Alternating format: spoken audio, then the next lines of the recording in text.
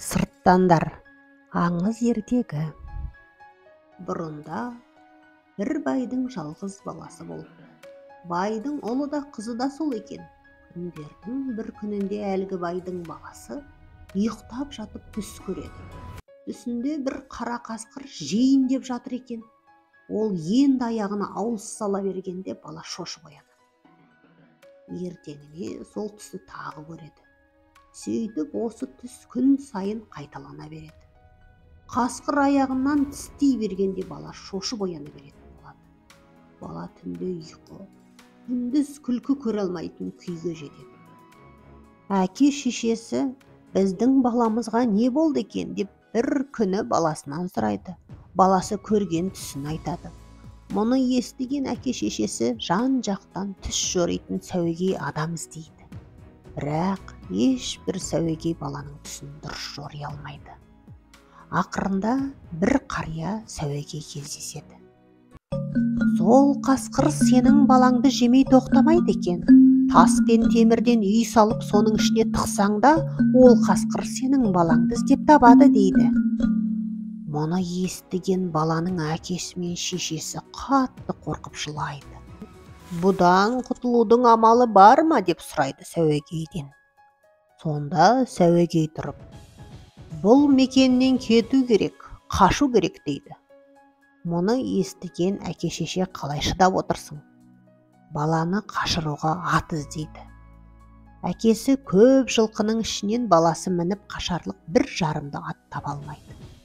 Балам, өзің барып тауып мінбесең, саған жарайтын атты мен таба алмадым дейді.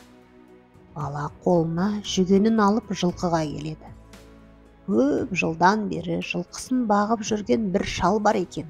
Соған көрген түсін айтып, қашып құтылатын маған бір ат тауып берші дейді.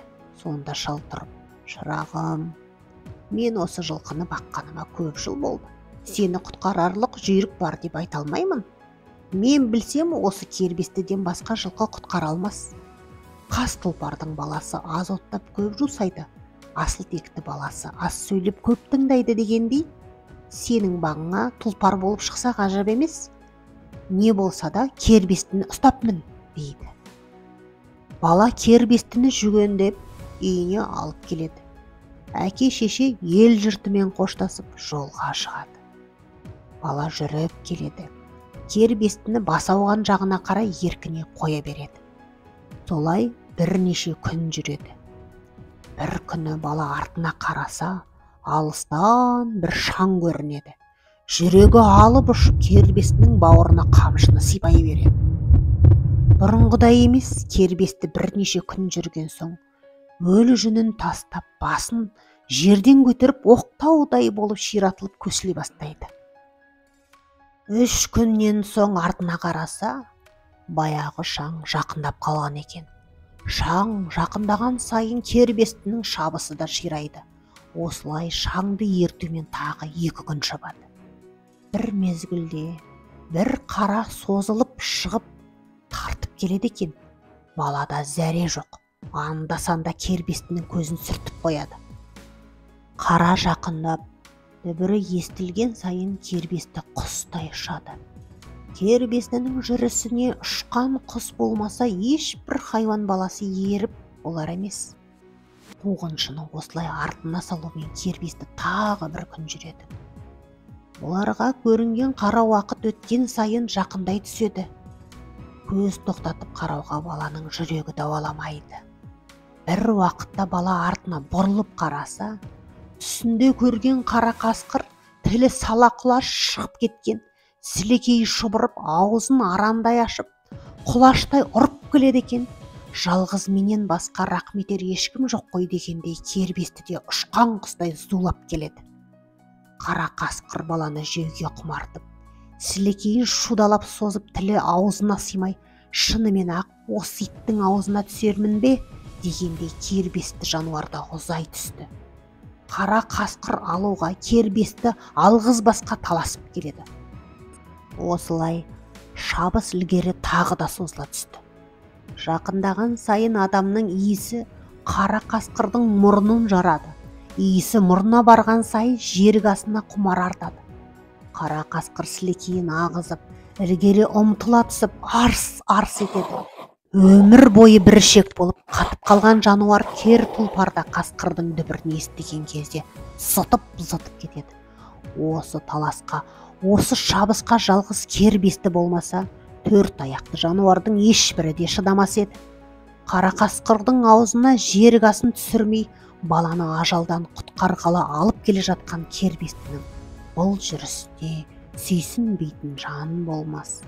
Апырай, жеттім-ау, етегімнен алды-ау деп бала жан дәрмені қалмай, мойнын бір бартына қарайды. Қасқыр құйрық тістесіп жетіп-ақ қалған екен. Екі көзі қып-қызыл от сияқты, үлкендігі тайыншадай қара қасқыр екен. Арс-арс етіп өршеленіп аузын салғалы ұмтылып қояды.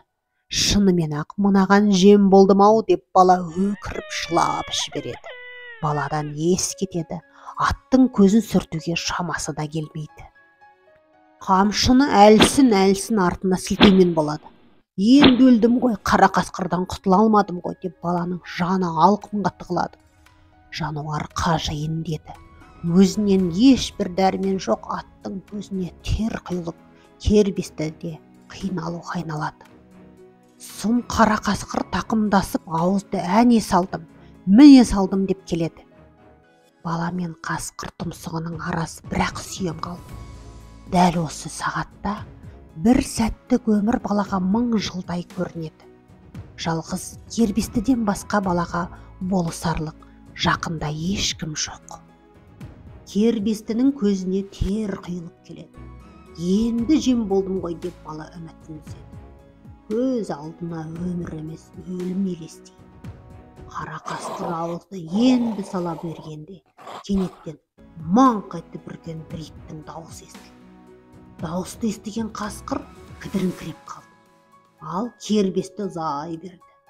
Сұм қасқыр соңына тағы түседі, тағы жетеді. Ауызды тағы сала бергенде маңқ етіп үрген иттің дауысы тағы естіледі. Қасқыр кідіріп қала береді. Кербесті ілгері тарта береді. Не керек, қара қасқыр қоймайды, тағы қуады. Қуа тағы жетеді. Жетіп енді ауызды сала бергенде бағанағындай емес, жақынырақ жерден маңқ етіп тағы да үріп бір ит кетіп қалады. Иттің мына дауысы естілгенде қара қасқыр пышақ кескендей тоқтай қалады. Баланы алып ұшып кербесті ілгері зай береді. Сол шапқаннан шауып отырып ми далада отырған жалғыз үйге келеді. Үйдің алдына келіп кербесті кілт тоқтай қалады. Ат тоқтай қалғанда бала анадай жерге ұшып түседі. Бала қатты құлағандықтан есінен айырылады. Осылай жатқан баланың қасына бір ит келеді. Үлкендігі тайыншадай, алқымы даладай, екі құлағы тебігендей, екі көзі қып-қызыл, екі езу салбыраған ұзын тұмсық, жүндестеу келген қара ауыз көк ит екен. Бір уақытта үйдің адамдары көріп, бұл не қылған жан екен деп баланы үйге алып кіреді. Бірақ балада еш жоқ, сұлық жата береді. Кешке жақының үйдің иесі оралады. Жасы 26-27 шамасындағы ең кезердей ұзын бойлы, екі иығына екі кісі мінерліктей қақпақ жаурын, ат жақты, көзі өткір, түсі суық қара сұр жігіт екен. Келген бетте, бәленше байдың баласысың ба деп сұрайды. Бала көргенін бастан аяқ айтып береді. Баланың әңгімесін тыңдап отырған үй иесі, сені қуған қара қасқыр адамға жерік екен. Ол қасқырдың сырттаны еді. Сені алып қашқан кербесті жылқының сырттаны. Қара қасқырдың саған жерік болатынын кербесті құлын күнінде білген. Егер сол қасқырдың сырттаны келетін күн болса, сені алып қалсам-ау деумен жүретін. Соны арман қылған, өмір бойы өзін өзі даярлап, азоттап көп жусады. Үстінен өлі жүні түспеді. Кербестіден басқа жылқы болғанда қасқырдың аузына түсер едің. Мынау жатқан қара ауыз иттің сырттаны. Кербестімен сенің қашып келе жатқаныңды, қара қасқырдың сені қуып келе жатқанын қара ауыз күндік жерден естіген болатын. Соны біліп, бұл үріп жіберді. Егер қара ауыз үрмегенде қасқырдан құтыла алмас едің. Ал қара қасқыр сені жеген болса, онда барлық қасқыр атаулы адамға жерік болар еді. Өмір бойы қасқыр адамды қойшы домалатып жей беретін деді. Адамға қасқыр қожа болатын еді. Ал енді мен болсам, мен жігіттің сырттанымын. Қарауыз менің осы жақта екенімді кербесті білді. Ол шыққаннан ақ осылай қарай бастай алып келді. Саған жерік болған қара қасқыр әлі кеткен жоқ. Мына төбенің басында сені күтіп жатыр. Сенің осында екеніңді біледі. Кербестінің, қарауыздың менің осында екенімізді де біледі. Үш сырттанның үстіне батып келе алмай отыр. Таң атқан соң қарауызды ертіп, ол қасқырдың соңына түсеміз. Өзің шаршап келдің ғой, бүгін демал деп баланы жатқызады.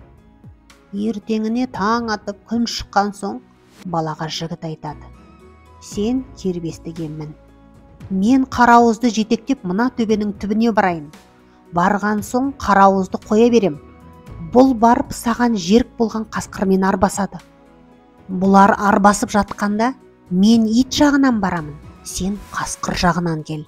Сол уақытта қасқыр сенің иесіңді біліп, саған қарай бұрылар.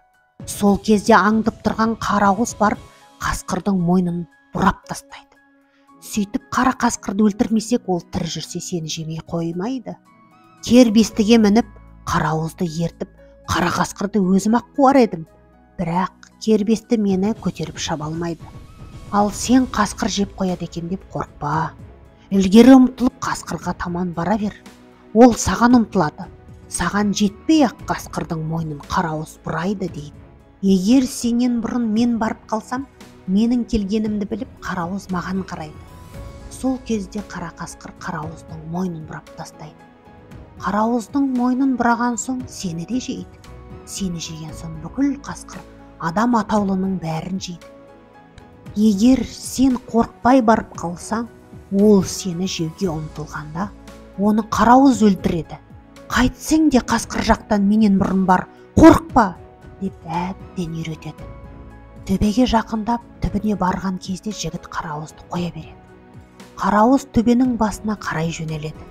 Қасқырдың артынан барайын деп кербестімен балада төбені айналып жетеді. Жігіт иттің артынан ақырын жүріп келеді. Қарауыз төбенің басына жеткенде қасқыр да оны көріп қалады. Екеуі бірін-бірі көргенде жүндерін тікірейтіп, көздерін біріне-бірі қадап ырылдасады. Екі сырттан бірін-бірі ала алмай біршама уақыт арбасады. Бірінің қозғалғанын бірі байқайды. Әлде қалай біреуі қозғалсақ, екінші барып бас салғалы тұр. Қара қасқыр жалын тікірейтіп, тұмсығын созып, көзін қадап ырылдағанда ешбір жан шыдап тұрмас анық. Арқа жүнін тікірейтіп, көзін төңкере қарап, екі езуін ырситып, азуларын ақситып ырылдағанда қарауызға қара қасқырдан басқа ешбір хайуанның шыдап тұруы мүмкін емес еді. Екеуі осылай арбасып, бірін-бірі ала алмай әбден ызаланады. Көздері қып-қызыл оттай жарқ-жұрқ етеді. Ызаның кернегендігі сондай, мойындары терісіне сыймастай көрінеді. Арбасқан қалпында екеуі де орындарынан көтерілді. Қасқырдың сырт жағынан келе жатқан бала екі сырттанның ырылдағанын естігенде жақындауға жүрегі дауаламайды. Қара қасқырдан әбден қорқып қалған.